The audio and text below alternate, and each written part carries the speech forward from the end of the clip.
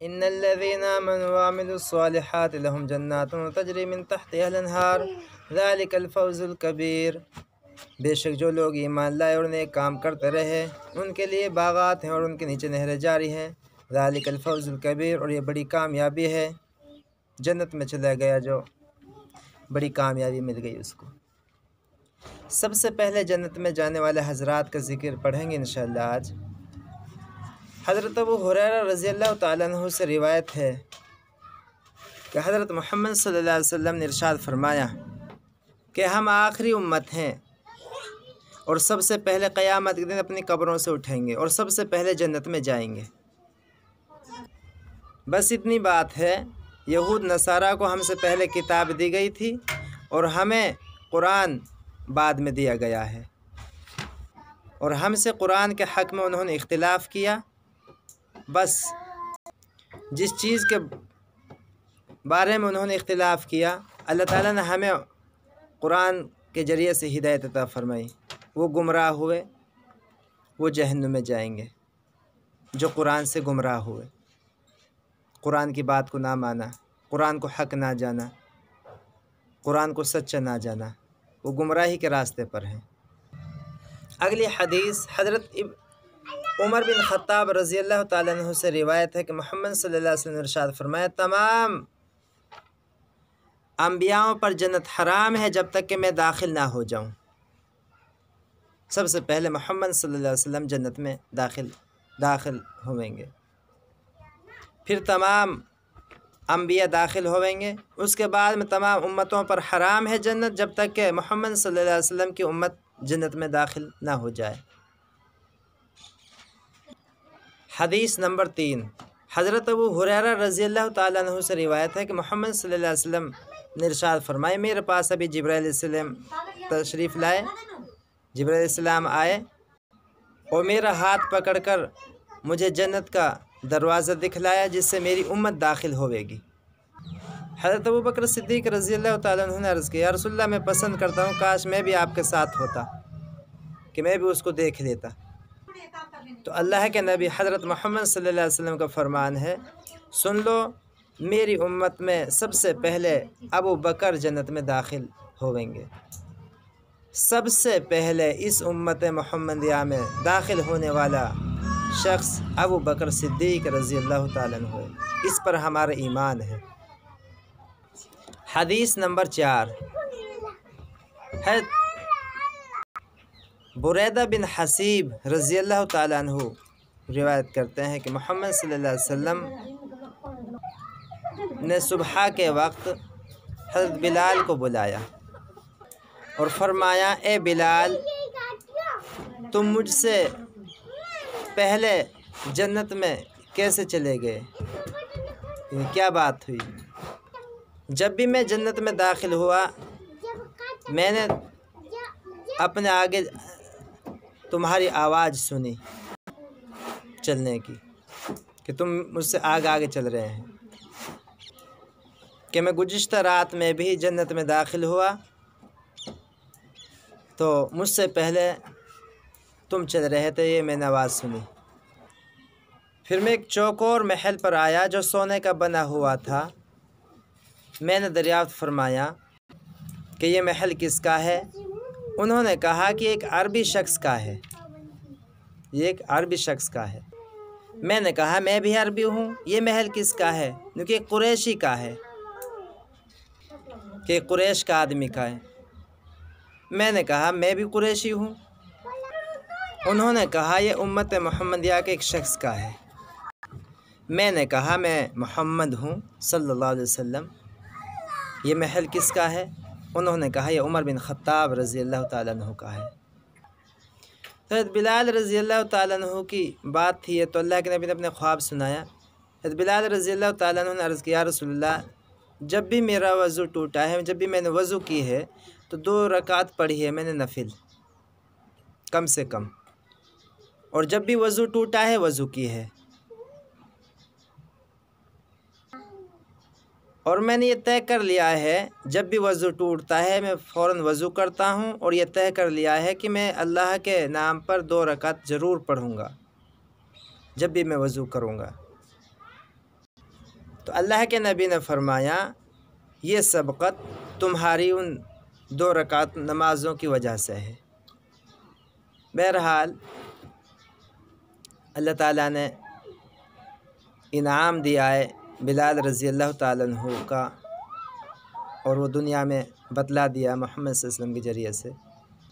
اس کا مطلب یہ نہیں ہے کہ بلال سب سے پہلے جنت میں جائیں گے، اس کا مطلب یہ ہے کہ محمد صلی اللہ علیہ وسلم کے خادم کی حیثیت سے، دربان کی حیثیت سے جائیں گے، آگے آگے اللہ کے نبی کے آگے خادم کی حیثیت سے، نوکر کی حیثیت سے جائیں گے۔ اس کا مطلب یہ نہیں کہ بلال محمد صلی اللہ علیہ وسلم سے بھی نعوذ باللہ پہلے جنت میں پہنچ جائیں، ایسا نہیں، خادم کی حیثیت سے جائیں گے بلال رضی اللہ تعالیٰ عنہ۔ ایک حدیث میں آیا ہے اللہ کے نبی کو قیامت کے دن جب روزہ سے اٹھایا جائے گا، یعنی قبر سے اٹھایا جائے گا، اللہ کے نبی کے سامنے حضرت بلال رضی اللہ تعالیٰ عنہ اذان دیتے ہوئے چلیں گے۔ یہ بھی حدیث ہے۔ اگلی حدیث حضرت ابو ہریرہ رضی اللہ تعالیٰ عنہ سے مروی ہے کہ محمد صلی اللہ علیہ وسلم نے ارشاد فرمایا سب سے پہلے جو جماعت جنت میں داخل ہوئے گی ان کی صورتیں 14ویں رات کے چاند کی طرح ہوئیں گی، نہ تو وہ جنت میں تھوکیں گے، نہ ناک بہے گی، نہ پاخانہ کریں گے، اور ان کے برتن اور کنگھیاں سونے چاندی کی ہوئیں گی، اور ان کا پسینہ کستوری کا ہوئے گا۔ ان میں کہ ہر ایک کے لیے 2 بیوی ایسی ہوئیں گی جن کی پنڈلی کا گودا ان کے حسن کی وجہ سے، خوبصورتی کی وجہ سے اندر سے نظر آئے گا۔ پنڈلی کا گودا، ان کے درمیان، ان کے بیچ میں کوئی اختلاف، کوئی جھگڑا نہیں ہوئے گا،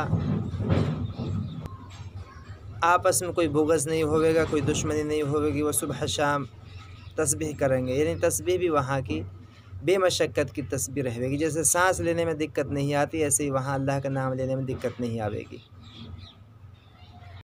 اور اگلی حدیث بھی ہے ابو ہریرہ رضی اللہ تعالیٰ عنہ سے مروی ہے کہ پہلا گروہ جو جنت میں جائے گا ان کی شکل تو 14ویں کے چاند کی طرح ہوئے گی، ان کے بعد جو گروہ جائے گا ان کی شکل آسمان کی جیسے کوئی تیز ستارہ چمک رہا ہو ایسی ہوئے گی۔ اعمال کی بنا پر یہ تفاوت بدلاؤ ہے۔ حضرت عبداللہ بن عباس رضی اللہ تعالیٰ عنہ کی حدیث ہے، اللہ کے نبی نے فرمایا جنت میں جو بلایا جائے گا پہلے وہ حمادون ہوئیں گے، یعنی وہ اللہ کی حمد و ثنا کرنے والے، ہر حال میں، غمی میں، خوشی میں، دکھ میں، سکھ میں اللہ کی تعریف کرنے والے، یہ حمادون کہلائے جائیں گے، یہ پہلے بلائے جائیں گے جنت میں۔ حدیث نمبر 8 حضرت ابو ہریرہ رضی اللہ تعالیٰ عنہ سے روایت ہے کہ محمد صلی اللہ علیہ وسلم نے ارشاد فرمایا کہ میرے سامنے میری امت میں سے ان 3 قسم کے لوگوں کو پیش کیا گیا جو سب سے پہلے جنت میں داخل ہوں گے، اور ان 3 قسم کے لوگوں کو پیش کیا گیا جو سب سے پہلے جہنم میں داخل ہوئیں گے۔ جنت میں جانے والے پہلوں میں سے ایک یہ ہے کہ جو شہید ہوئے گا، سب سے پہلے جنت میں داخل ہوئے گا۔ پھر وہ غلام جو غلامی کسی انسان کی غلامی میں ہے اس کا بھی حق ادا کرتا ہے اور اللہ کا بھی حق ادا کرتا ہے، اللہ کا بھی فرمان بردار ہے۔ تیسرا وہ عیالدار، وہ کنبہ والا جو غریب ہے، تنگ دست رہتا ہے، ہاتھ نہیں پھیلاتا مخلوق کے سامنے، اللہ ہی سے مانگتا ہے، محنت مزدوری کرتا ہے لیکن مخلوق کے سامنے ہاتھ نہیں پھیلاتا۔ اور 3 قسم کے لوگ وہ ہیں جو جہنم میں پہلے داخل ہوئیں گے۔ امیر زبردستی مسلط ہو جانے والا، یعنی کوئی عہدے پر زبردستی مسلط ہو جانے والے، کسی بھی عہدے پر، نمبر 1 تو وہ ہے۔ نمبر 2 دولت مند جو اللہ کا حق ادا نہیں کرتا، اللہ کے نام پہ خرچ نہیں کرتا، وہ دولت مند نمبر 2 پر۔ اور نمبر 3 یعنی غریب فقیر بندہ ہے، تنگ دست ہے لیکن بڑی بات مارتا ہے، بڑا ہی مارتا ہے، بڑھ کے بولتا ہے تنگ دست، ہے غریب لیکن بڑی بات مارتا ہے، اس کو بھی جہنم میں پہلے داخل کیا جائے گا۔ اور ایک حدیث میں ابو ہریرہ رضی اللہ تعالیٰ عنہ کی روایت ہے کہ محمد صلی اللہ علیہ وسلم ارشاد فرمایا غریب، مسکین، فقیر 500 سال پہلے جنت میں جائیں گے امیر مسلمانوں سے، مالدار مسلمانوں سے۔ بہرحال مسلمان جنت میں سب جائیں گے جنہوں نے لا الہ الا اللہ محمد الرسول اللہ دل کے ساتھ میں پڑھا ہے، یقین کے ساتھ میں پڑھا ہے۔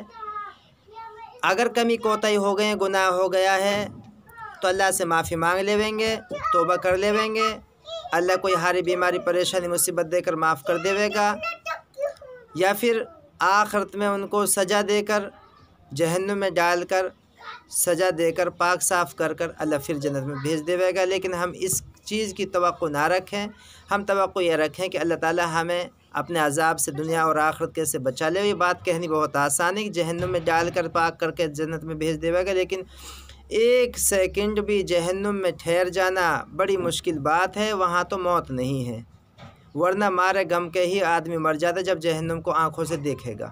دیکھیے جہنم غم کے مارے ہی مر جاتا لیکن موت نہیں ہے، اس لیے ہم پہلے سے یہ تیاری کریں کہ اللہ تعالیٰ ہمیں جہنم میں داخل نہ کرے۔